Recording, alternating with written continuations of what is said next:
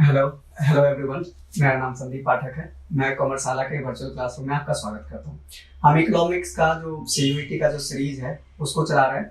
जितने भी अभी तक लेक्चर्स हुए हैं, और मैं तो बोलूँगा कि आप सीरियल वाइज जो लेक्चर्स बने हैं उसको देखें तो ज़्यादा कन्वीनियंट होगा, क्योंकि मैंने फ्लो वैसे ही डिसाइड किया है। ठीक है, तो अभी तक जो जो भी वीडियो देख रहे हैं वो आपको आई बटन में या हमारे चैनल के प्लेलिस्ट में या डिस्क्रिप्शन में उसका लिंक मिल जाएगा। आज जो है हम सर अभी जो है मनी एंड बैंकिंग यूनिट 5 है, उसमें हमने मनी का मीनिंग, इवोल्यूशन एंड फंक्शन देख लिया। सेंट्रल बैंक कमर्शियल बैंक का मीनिंग एंड फंक्शंस देख लिया।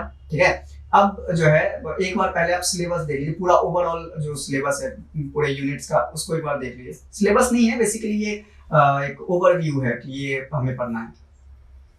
ठीक है, क्योंकि सारे चीज तो एक स्क्रीन पे आ नहीं सकती। दूसरा जो है हमारा मनी एंड बैंकिंग का जो सिलेबस है उसको एक बार देख लीजिए।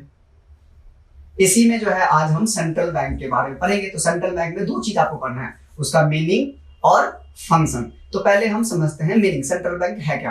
अच्छा, सेंट्रल बैंक नाम से पता चलता है सेंट्रल है, बैंक का तो हमने समझा कि सेंट्रल बैंक है। तो सेंट्रल बैंक क्या है, एक अपेक्स बॉडी है। क्या है अपेक्स बॉडी, उसको बोलते हैं सुप्रीम बॉडी को हम अपेक्स बॉडी बोलते हैं। जैसे सुप्रीम कोर्ट को हम अपेक्स कोर्ट बोलते हैं। अपेक्स मतलब जो टॉप पे बैठा है उसको क्या बोलते हैं, अपेक्स। सबसे टॉप पे जो बैठा है, टॉप पोजीशन एक्वायर करता है, उसको हम बोलते हैं क्या बोलते हैं, सुप्रीम, क्या बोलते हैं सुप्रीम बॉडी या अपेक्स बॉडी आप बोल सकते हैं। अच्छा, ये क्या करता है, ये बहुत सारे फंक्शन, वैसे हम फंक्शन देंगे तब समझेंगे। तो बेसिकली क्या करता है, कंट्रोल करता है जितने भी मॉनेटरी और बैंकिंग सिस्टम है उसको कंट्रोल करना, उनको रेगुलेट करना, उनको डायरेक्ट करना। कैसे कंट्रोल करता है, कैसे रेगुलेट करता है, कैसे डायरेक्ट करता है, ये तो हम फंक्शन जब देखेंगे उसमें देखेंगे। ये पूरा बैंकिंग और मॉनेटरी सिस्टम को जो है आपका करता है। और क्या बोलते हैं, जितने भी, अब जैसे ऐसी बात नहीं कि हमारे पास सेंट्रल बैंक है, सारे जो भी फाइनेंशियली डेवलप्ड कंट्रीज है, कोई भी कंट्रीज ले लीजिए, उनका कोई ना कोई सेंट्रल बैंक होगा। क्योंकि अगर मान लो फाइनेंशियली डेवलप्ड है तो उनके अंदर, उनके कंट्रीज में फाइनेंशियल इंस्टीट्यूशंस भी होंगे, बैंकिंग इंस्टीट्यूशंस भी होंगे। तो उनको कंट्रोल करना, डायरेक्ट करना, रेगुलेट करना कौन करेगा, उसके लिए एक बॉडी चाहिए ना। वो बॉडी जो है कौन होती है, सेंट्रल बैंक होती है। और क्योंकि इसको गवर्नमेंट का सपोर्ट होता है, गवर्नमेंट के थ्रू चलती है, गवर्नमेंट की एक एजेंसी है, तो लोगों का इस पे ट्रस्ट भी होता है। ठीक है, तो ये सेंट्रल बैंक है। अब एग्जांपल देखिए तो यूएसए में जो है उसको बोलते हैं फेडरल रिजर्व सिस्टम। यूके का जो सेंट्रल बैंक है उसको हम बोलते हैं बैंक ऑफ इंग्लैंड। अब हमारा सेंट्रल बैंक क्या है, हमारा सेंट्रल बैंक का नाम है रिजर्व बैंक ऑफ इंडिया। चलिए अब थोड़ी सी जो है बातें जो है रिजर्व बैंक ऑफ इंडिया के बारे में जानते हैं। तो रिजर्व बैंक ऑफ इंडिया जो इस्टेब्लिश हुआ था एक एक्ट के थ्रू, जिस एक्ट का नाम था RBI act, reserve bank of India act, जो 1934 में पास हुई थी। इसके नाम बोलते हैं आरबीआई एक्ट या reserve bank of India act 1934। लेकिन आरबीआई 1934 में ऑपरेशन में नहीं आया। ऑपरेशन में तब आता जब वो ऑपरेशन में कब आया, स्टैब्लिश कब हुआ, तो वो उसको ऑपरेशन में आया, काम करना जो चालू किया वो चालू किया 1 अप्रैल 1935। 1 अप्रैल 1935 में वो ऑपरेशन में आया। उसका एक्ट जो पास हुआ, उसको सारे पावर, सारे सब कुछ कहां से मिले, 1934 में। अच्छा, ये जो एक्ट जो डेवलप हुआ था, जस्ट मैं आपको एक एक्स्ट्रा नॉलेज के लिए दे रहा हूँ, ये इन्फॉर्मेटिव, इसका एग्जाम पर्सपेक्टिव से इंपॉर्टेंट नहीं है। ये एक कमीशन बैठी थी उस टाइम पे, उस कमेटी का नाम था हिल्टन यंग कमीशन। उस कमेटी के रिकमेंडेशन पे, उस कमीशन के रिकमेंडेशन पे ये क्या बोलते हैं स्टैब्लिश हुई थी 1935 से ये ऑपरेशन। अच्छा, ये बहुत इंपॉर्टेंट है कि आरबीआई एक्ट 1934 के एक्ट के, याद रखना, बहुत इंपॉर्टेंट है ऑब्जेक्टिव क्वेश्चन के पर्सपेक्टिव से। ठीक है, कि आपका 1934 में एक्ट पास हुआ था और ये स्टैब्लिशमेंट कब हुई, ऑपरेशन में कब आई, स्टैब्लिशमेंट 1935 में, ऑपरेशन में आई 1 अप्रैल, याद रखें फाइनेंशियल ईयर का पहला दिन 1 अप्रैल 1935 से जो है ये ऑपरेशन में आई। जब ये स्टैब्लिश हुई थी 1935 में, तब ये एक शेयर होल्डर्स कंपनी की तरह हुई थी। क्या हुई थी, शेयर होल्डर्स कंपनी की तरह हुई थी, मतलब प्राइवेटली ओन्ड था, मतलब ये एज अ प्राइवेट एंटिटी थी। क्या थी, प्राइवेट एंटिटी थी। अच्छा, तो अब जो है जब सबसे इंपॉर्टेंट, ये नेशनलाइज हुआ 1949 में।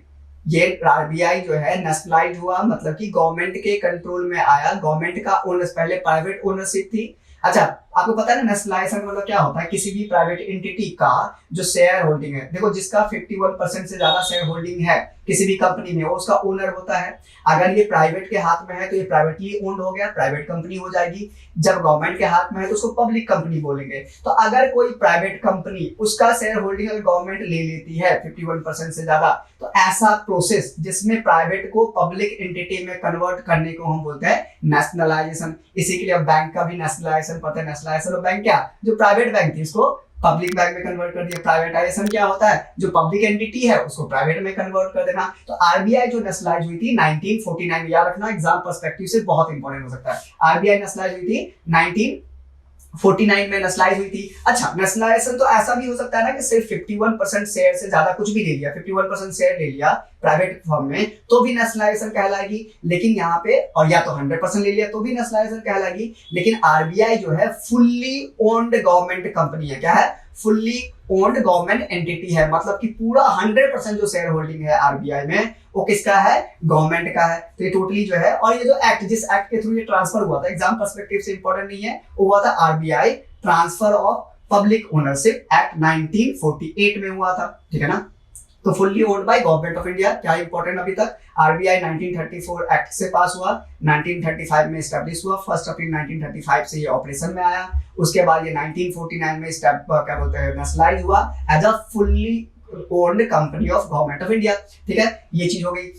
उसके बाद जो है एक और इंपॉर्टेंट फैक्ट्स जो आप लोगों को पता भी शायद होगा, अभी तक सिर्फ मनमोहन सिंह ऐसे प्राइम मिनिस्टर रहे हैं। देखो, मनमोहन सिंह प्राइम मिनिस्टर भी थे, तो एक सिंगल प्राइम मिनिस्टर जो कि प्राइम मिनिस्टर भी थे और आरबीआई का गवर्नर भी रह चुके हैं। इसके अलावा कोई भी ऐसे प्राइम मिनिस्टर नहीं है जो आरबीआई का गवर्नर रह चुके हैं। तो मनमोहन सिंह जो है आरबीआई का गवर्नर भी रह चुके हैं, तो प्राइम मिनिस्टर, एक सिंगल प्राइम मिनिस्टर जो गवर्नर रह चुका है। अच्छा, पहले जो आरबीआई जब एस्टैब्लिश हुई थी, इसकी जो ऑफिस थी कहाँ थी? कोलकाता में थी। देखो, पहले कैपिटल वगैरह भी कोलकाता था, ब्रिटिश इंडिया कंपनी। अच्छा, इससे देखो ये जो एक्ट है 1935 में पास हुआ था, मतलब 1947 को हम इंडिपेंडेंस हुए। तो ये जो भी काम हो रही है कहाँ हो रही है?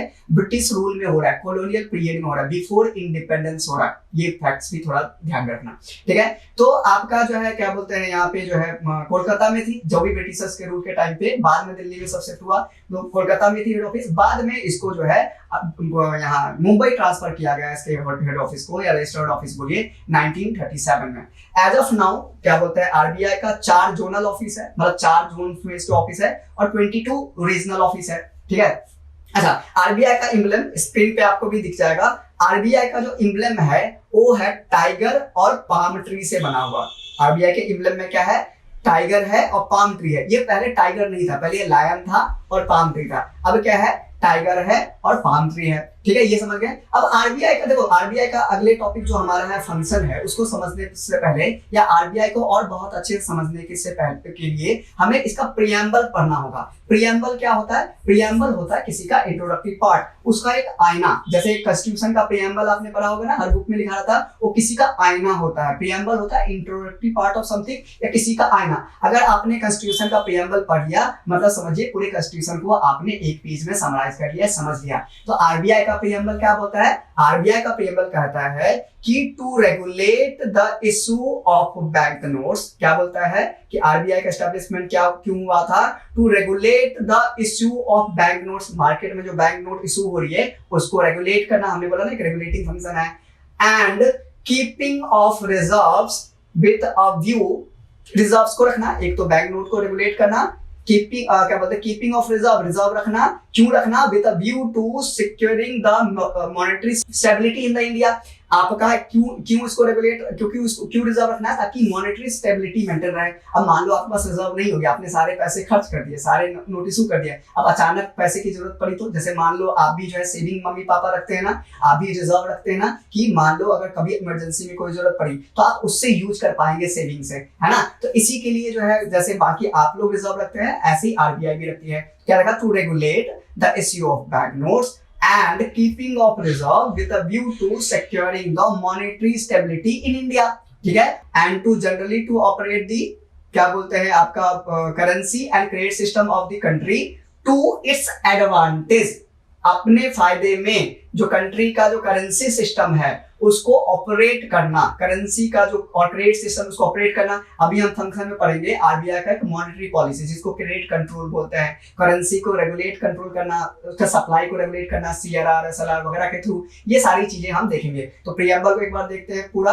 प्रियम्बल क्या है? To regulate the issue of bank notes and keeping of reserve with a view to securing monetary stability in India and generally to operate the currency and credit system of the country to its advantage। ठीक है ना। तो ये हमारा basic, ये RBI का हमने overview देखा, इसका प्रियम्बल भी देख लिया, एम्ब्लेम भी देख लिया। दो चार बातें फिर से मैं रिपीट करूँ, एग्जाम पर्सपेक्टिव से बहुत इंपॉर्टेंट। आरबीआई रेगुलेट करता है, कंट्रोल करता है और डायरेक्ट करता है, ठीक है, बैंकिंग और मॉनेटरी सिस्टम का।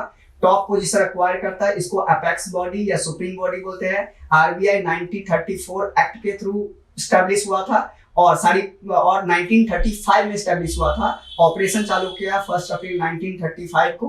1949 में ये क्या बोलते हैं नेशनलाइज हुआ, ठीक है। ये 4-5 बातें जो बताई, ये आपके एग्जाम पर्सपेक्टिव चारों पांचों बातें में से कोई एक बात जो है एग्जाम पर्सपेक्टिव से इंपॉर्टेंट हो सकता है। बाकी इसके जो फंक्शंस है आगे हम क्या बोलते हैं लेक्चर में इसके फंक्शंस को देखेंगे। फिलहाल तब तक के लिए थैंक यू, मिलते हैं अगले क्लास में।